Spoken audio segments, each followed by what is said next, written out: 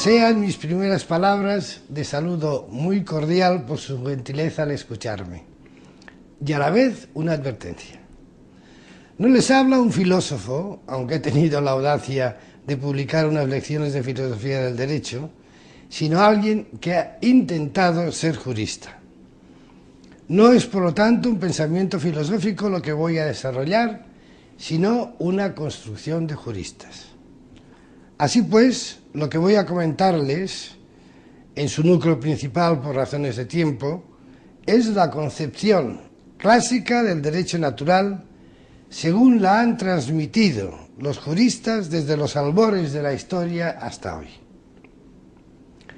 Para comprender mis palabras, es preciso tener presente que la teoría y la praxis del derecho natural tuvo dos modos de transmisión: la tradición filosófica y la tradición jurídica.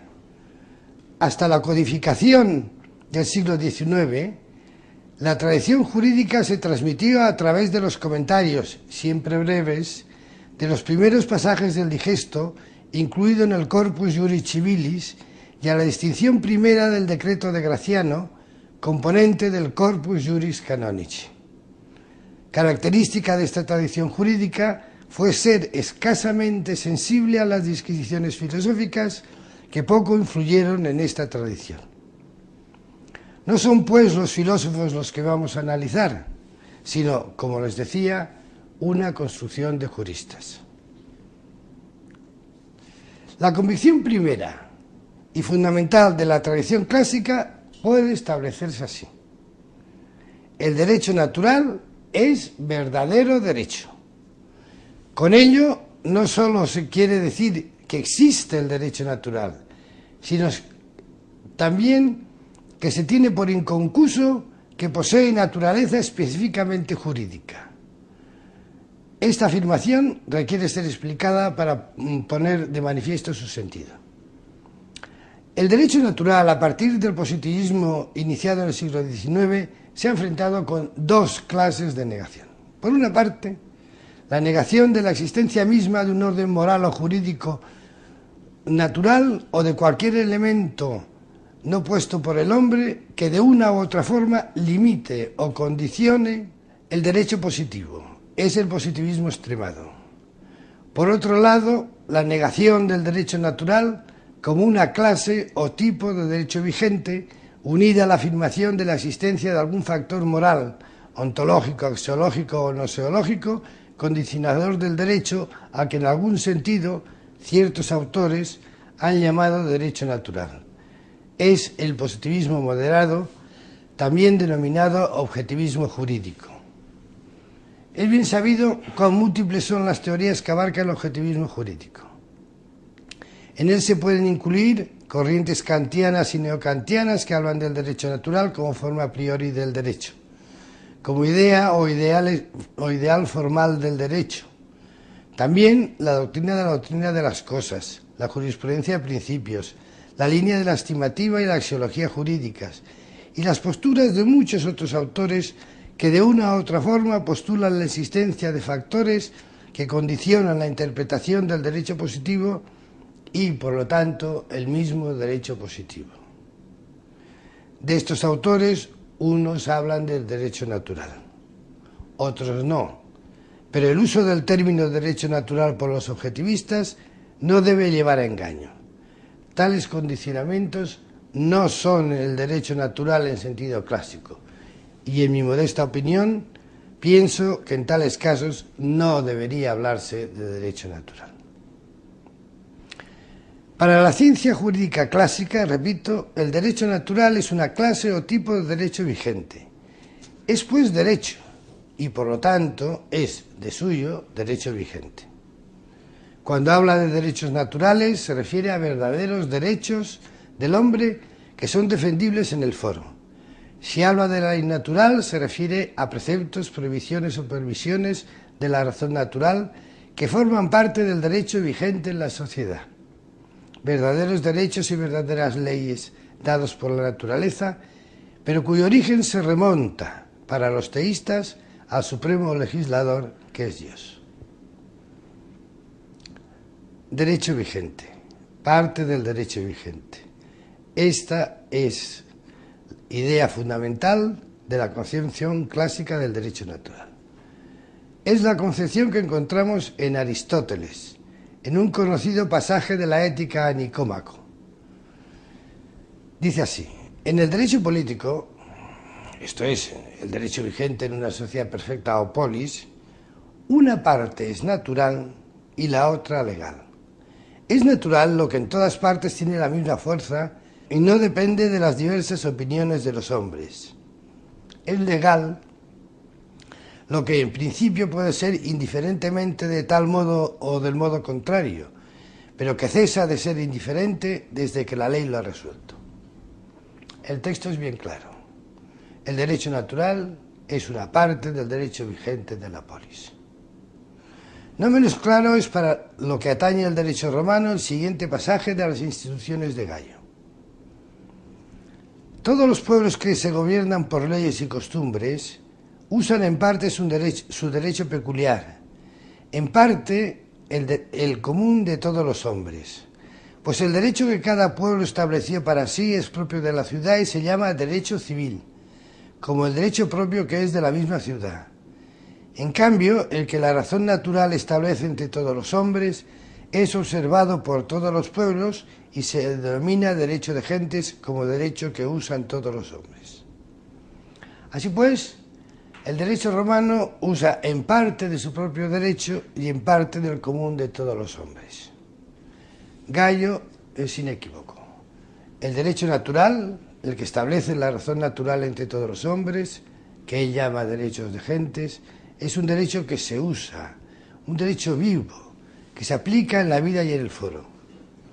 Obsérvese también que se habla de parte, partim, del derecho total vigente.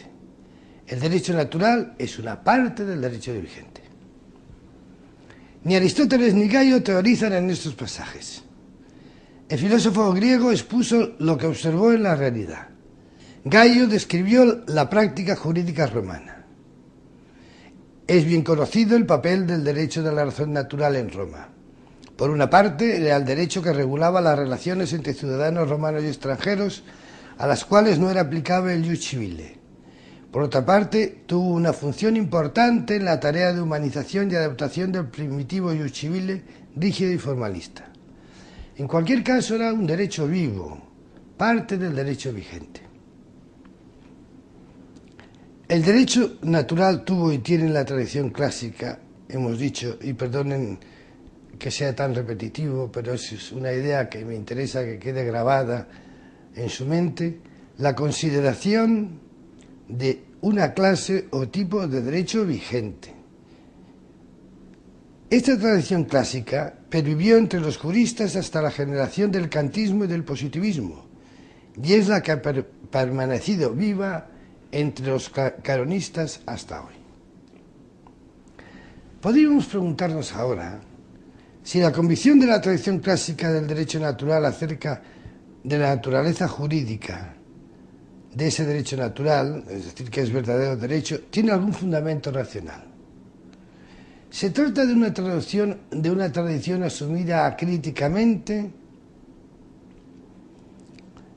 ¿O existen argumentos racionales para aceptar la existencia del derecho natural?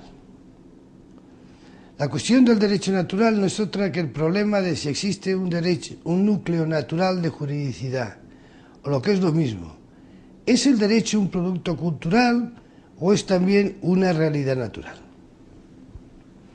Sin duda, el derecho positivo, que no se olvide representa en todo caso la mayor parte del fenómeno jurídico, es una realidad cultural, obra del hombre. Esto es evidentemente un hecho indiscutido. Pero el problema ¿es el fenómeno jurídico en su totalidad un invento humano? ¿Un hecho cultural? ¿O existe un núcleo natural de juridicidad sobre el que se asienta el derecho positivo como fenómeno cultural? Una natural ajuridicidad, de modo que el derecho sea desde su raíz un hecho cultural apenas si es razonablemente sostenible, porque es axiomático que no hay hecho cultural que no tenga una base natural. Para que el hombre produzca algo, es absolutamente necesario que tenga la capacidad natural para ello y que en la naturaleza se den los supuestos necesarios. Si el hombre no tuviese capacidad para ver, no existiría todo aquel conjunto de hechos culturales relacionados con la potencia visual, ni la pintura, ni la escultura, ni la televisión, ni el cine, ni todo cuanto descansa sobre la capacidad humana de ver. Por eso me parece de elemental sentido común que, pues existe el fenómeno jurídico, debe existir un núcleo natural de juridicidad. Obsérvese que no es suficiente cualquier potencia o capacidad para que exista el hecho cultural. La potencia debe ser del mismo orden del hecho cultural y en relación con él. Para poder nadar hace falta la capacidad natatoria. Para que exista la escultura hace falta el sentido estético, la visión y la capacidad manual. O en la naturaleza existe la dimensión jurídica, o ésta resultaría imposible e inexistente. Es lo que ocurre con los animales. Los hombres podemos hablar de derechos de los animales, y ahora parece que está de moda, y hacer declaraciones sobre ellos. Pero respecto de los animales y su conducta, tales declaraciones son vacuas. Pues los pretendidos derechos ninguna influencia tienen, como es obvio, en la conducta animal que es ajena a esa categoría. Si no hubiese juridicidad natural en el hombre, no habría derecho positivo. De ahí que, a mi juicio, la mejor demostración de la existencia del derecho natural es la existencia del derecho positivo. ¿Cuál es ese núcleo natural de juridicidad? Pienso que, por un lado, ese núcleo natural de juridicidad reside en la existencia de una dimensión jurídica de la persona humana, en virtud de la cual tiene la potencia natural necesaria para ser titular de derechos. Pero esto solo es posible si el hombre está constitutivamente estructurado, como ser dominador de su propio ser y de su entorno, lo cual debe admitirse, pues el hombre es persona, y ser persona implica poseer el dominio en su propio ser. Ahora bien, si el hombre es poseedor de su propio ser, es titular de algún derecho, el derecho al propio ser, lo cual quiere decir que es naturalmente no solo capaz de derechos, sino titular de derechos. Por otra parte, el núcleo natural de juridicidad supone la estructura natural de la persona para ser regulado por leyes sociales, lo cual implica alguna ley natural. En suma, pienso que en razón de lo dicho puede establecerse lo que podemos llamar la insalvable aporía del positivismo. Si no existe derecho natural, no puede existir derecho positivo. Y si existe derecho positivo, necesariamente existe derecho natural. Pasemos ahora a la segunda convicción de la concepción clásica. Siendo verdadero derecho vigente, el derecho natural no forma un orden jurídico o ordenamiento separado del derecho positivo. La idea de que existen dos sistemas jurídicos, uno natural y otro positivo, dos órdenes jurídicos completos en sí, ambos concurriendo en la regulación de la misma realidad social, no es la tradición clásica, sino la distorsionada visión que introdujo la escuela moderna del derecho natural, especialmente la dirección racionalista del siglo XVIII.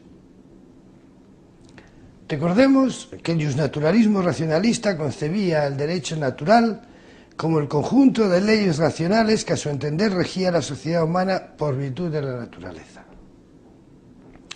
Al igual que el universo tiene unas leyes físicas perpetuas, inmutables y universales, ajenas al cambio histórico, la sociedad humana poseería también unas leyes de la naturaleza, fijas e inmutables, ajenas al tiempo y a la historia.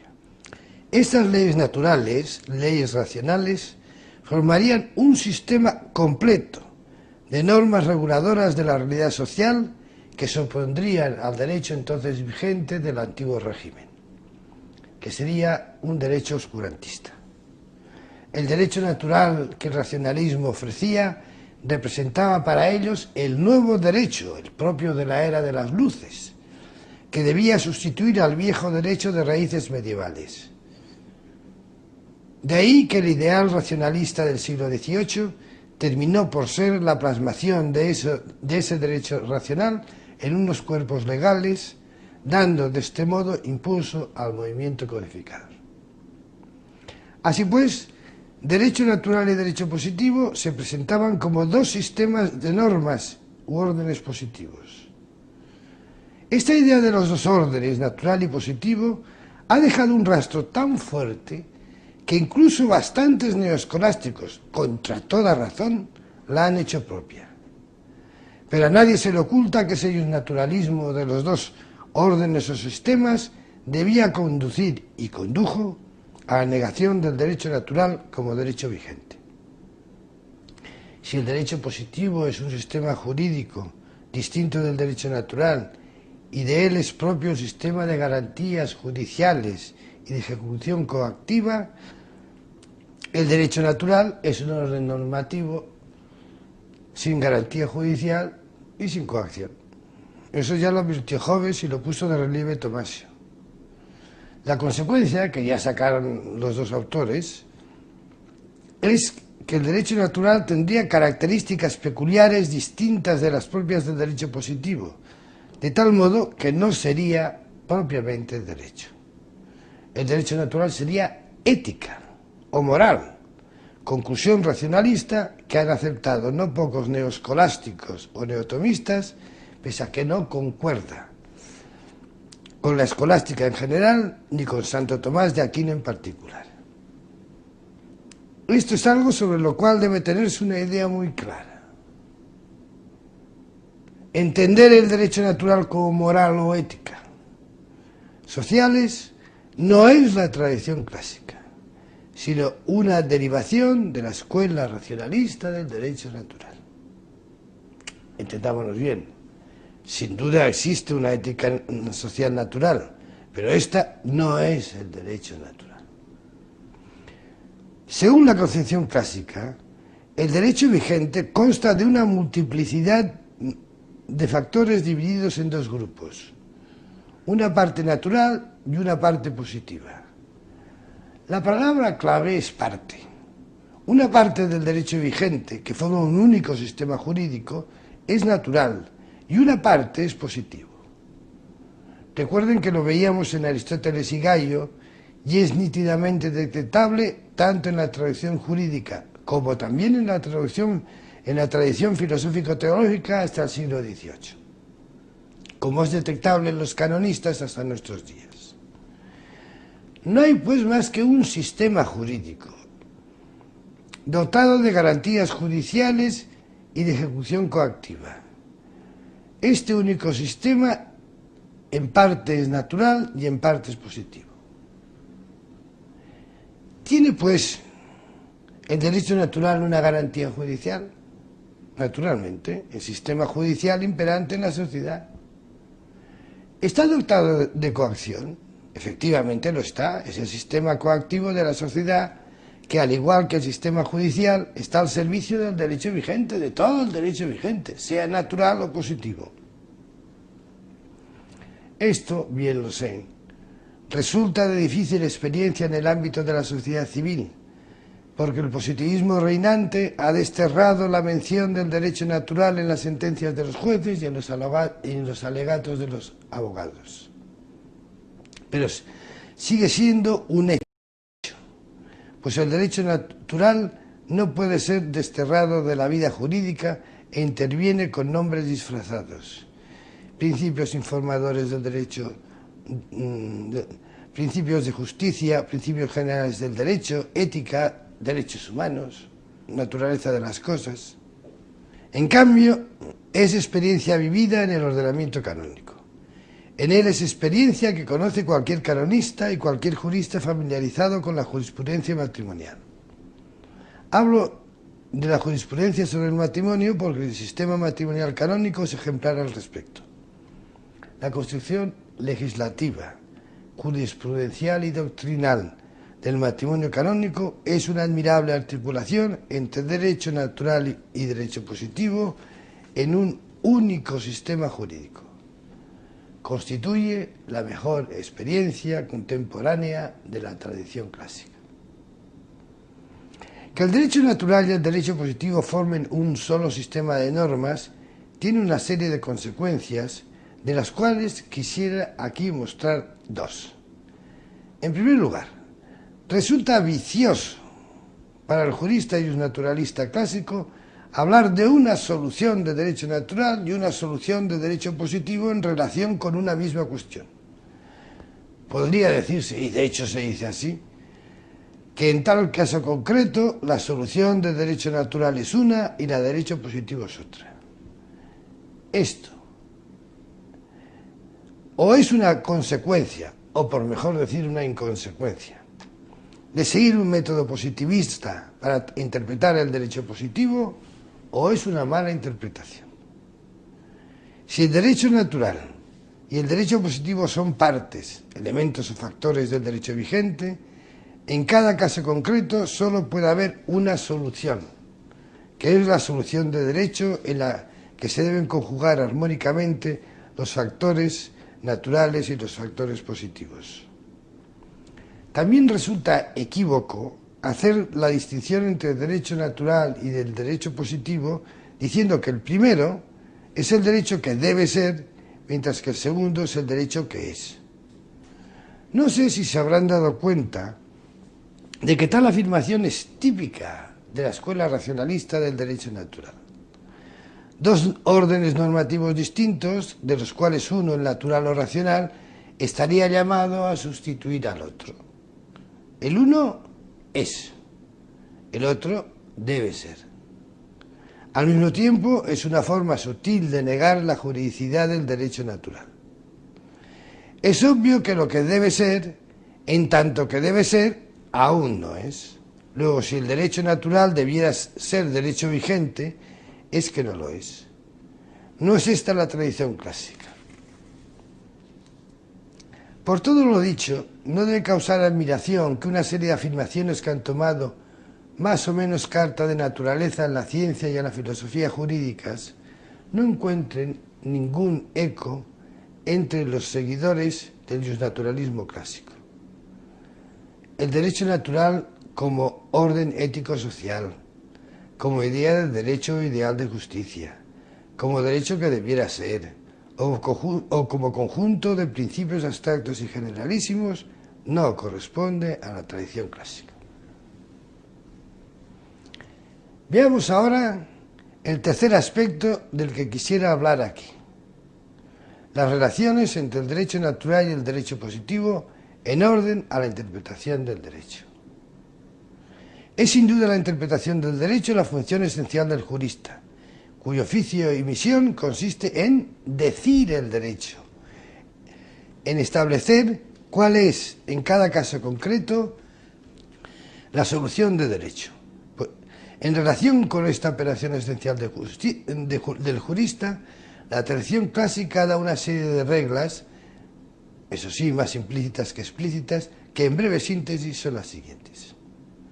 Primera, el derecho natural mantiene siempre su índole de natural, aun en el supuesto de encontrarse asumido en el derecho positivo.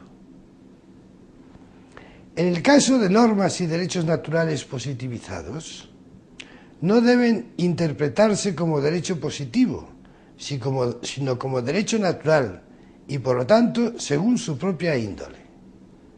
Tal sería, por poner un ejemplo, el caso de los derechos fundamentales declarados por la Constitución. Segunda, el derecho positivo debe interpretarse conforme al derecho natural en razón de la función propia de éste, ser base, cláusula límite y principio informador del ordenamiento jurídico. Esto no ofrece mayor dificultad al jurista por lo que respecta a la mayor parte del ordenamiento jurídico. Tercera, el derecho positivo no puede prevalecer sobre el derecho natural. En caso de conflicto entre uno y otro derecho, el positivo debe reconducirse a los términos del derecho natural. Este es el principio de prevalencia del derecho natural que constituye la piedra de escándalo de los positivistas. Ante este principio, los positivistas de todos los signos suelen rasgarse las vestiduras, augurando toda suerte de males a la ciencia del derecho y al ordenamiento jurídico. A su parecer, los principios de certeza y de seguridad se verían gravemente lesionados. Se introduciría la más absoluta arbitrariedad y temblarían los fundamentos mismos del Estado y del derecho. Una reacción tan exagerada y tan falta de contraste histórico nos muestra que es producto en buena parte de desconocimiento del principio, y es más una excusa que una razón.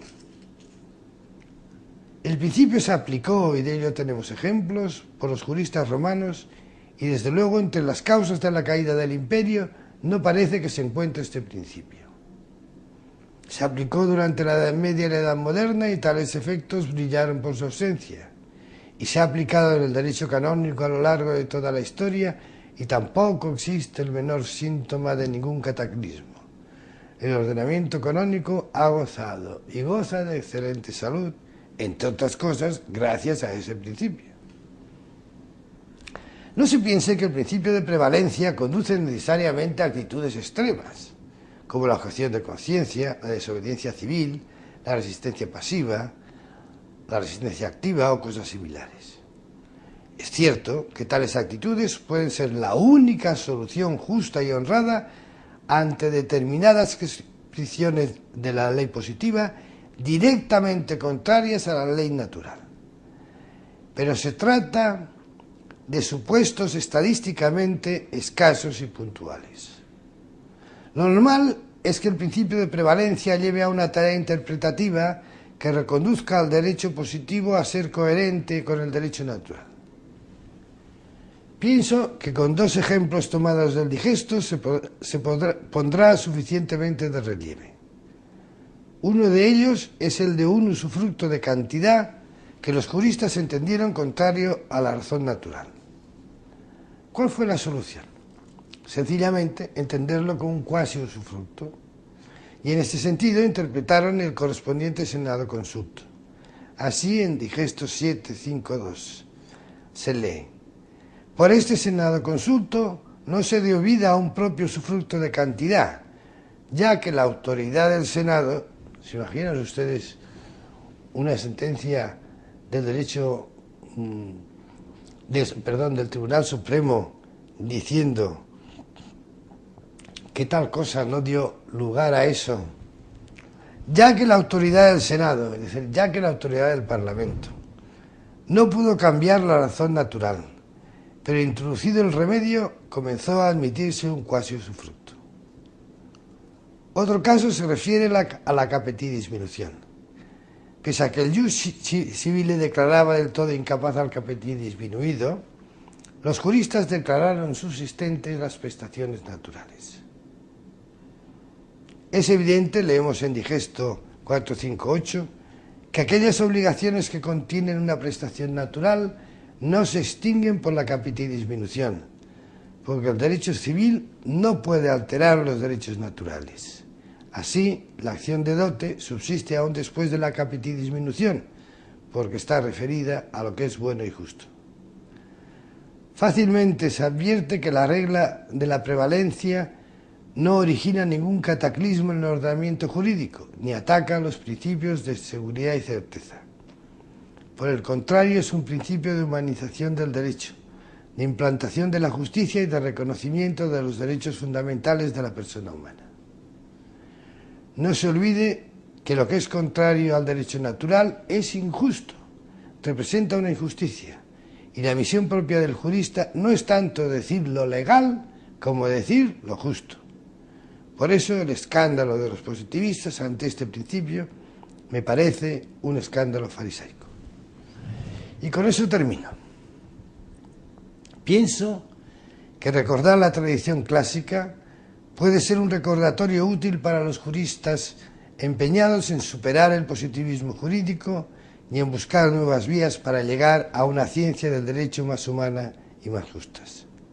Y como se me ha terminado el tiempo asignado, cierro aquí mi intervención. Gracias por su atención.